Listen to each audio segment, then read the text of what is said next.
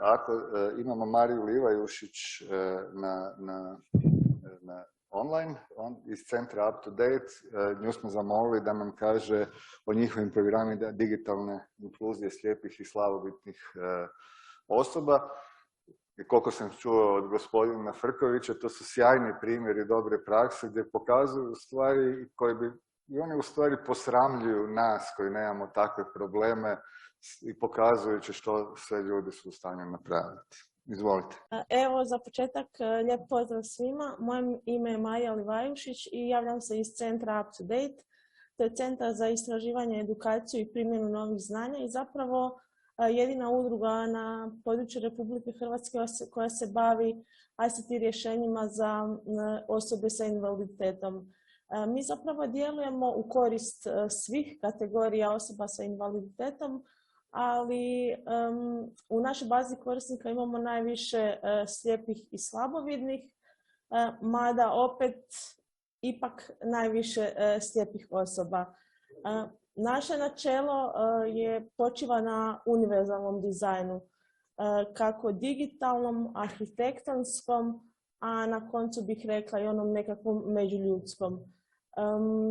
Spektar našeg djelovanja je jako širok. Naime, mi smo ove godine proslavi 30. rođendan, a u bazi naših korisnika imamo skoro 700 članova i to nisu samo članovi koji su samo tako na papiru, nego zbilja aktivni članovi naše udruge.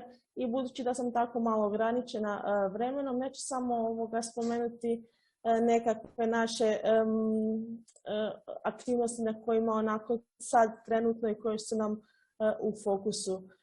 To su dakle prilagodba digitalnih sadržaja, dakle digitalizacija literature za studente i učenike, provjera pristupačnosti digitalnih sadržaja, osmišljavanje i provedba informatičkih radionica za naše korisnike i ne samo informatičkih radionica. Tu su radionice poput učenja brajice, znakovnog jezika. Evo baš imamo aktivnu radionicu kuhanja i slično. Imamo trenutno 2 europska projekta, to su usluga videćeg pratitelja i usluga tumača znakovnog jezika za gluhe i gluhoslijepe korisnike našeg centra. Evo, to su ukratko naše aktivnosti. Ja bih sad nekako rekla nešto više o ovoj digitalnoj inkluziji slijepih i slabovidnih osoba. Naime, mi surađujemo sa zvučnim imenima u Republici Hrvatskoj kao što su FAIR i CARNET. Evo, tu je i naša dugogodišnja suradnja sa Hrvatskim informatičkim zborom i tako se ona nastavila i na ovom projektu gdje smo inicijalno dali nekakve naše upute za upitnik, a na kraju i našim korisnicima proslijedili sam upitnik na popunjavanje. Kada je riječ o digitalnoj uključenosti slijepih i slabovidnih osoba, smatramo da je ključno zadovoljiti 2 osnovna uvjeta. Naime, mi živimo u 21. stoljeću, informatička pismenost je ključ svega. Iz tih razloga iniciramo, potičemo naše korisnike na obuku za rad na računalima, a naravno da budu u tijeku sa ovim modernim vremenima i za rad na pametnim telefonima, tabletima, pametnim satovima i sl.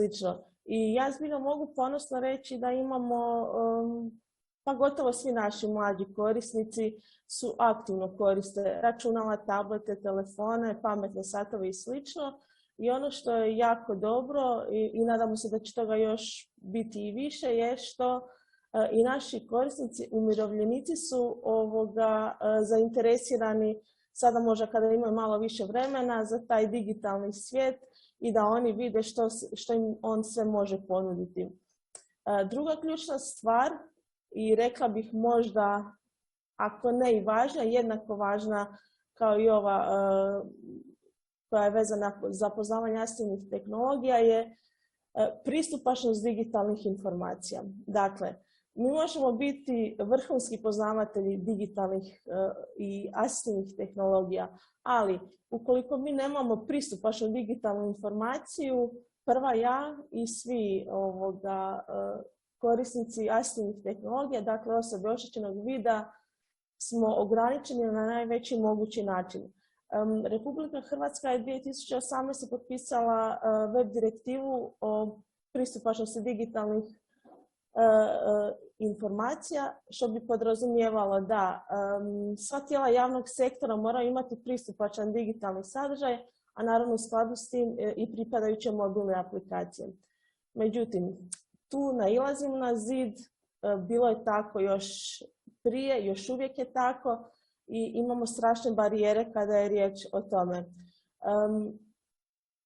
Pristupačnost nije niti shvaćena, niti prihvaćena onako koliko bi trebala biti. A ona zapravo je jako jednostavna zato što potrebno je uraditi samo nekakve preinake, bilo da je web sučelje u pitanju mobilna aplikacija koja će nama omogućiti ravnopravan pristup svim relevantnim informacijama, a korisnicima kojima to ne treba čak neće niti primijetiti da se nešto dogodilo, evo na primjer na nekakvoj web stranici ili mobilnoj aplikaciji. Hrvatska mora i dalje raditi na tome jer puno je digitalnog sadržaja koji je nepristupačan i ne možemo doći na vrijeme do relevantnih informacija. A još više je tragično to što nekakve ustanove, relevantne ustanove koje se bave ključnim pitanjima za osobe sa invaliditetom radi takve strašne pogreške i mi se borimo s tim vjetrenjačama na nekakvoj svakodnevnoj razini. I dok se ne povede račun o tome, mi ne možemo govoriti o digitalnoj uključenosti. Još jedan, kako ću još samo to navesti, još jedan veliki problem je to što nema nekakve interakcije sa krajnjim korisnikom. Jedan stroj ne može ocijeniti je li meni pristupačna web stranica ili nije. Takve stvari se moraju raditi s krajnjim korisnicima i onda možemo govoriti o nekakvim koracima naprijed.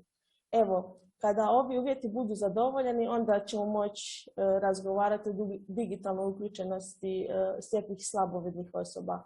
A do tada, evo, nastavit ćemo se boriti s vjetrenjačama. Evo, ja bih se zahvalila svima i toliko od mene i do nekog sljedećeg susreta. Lijep pozdrav svima.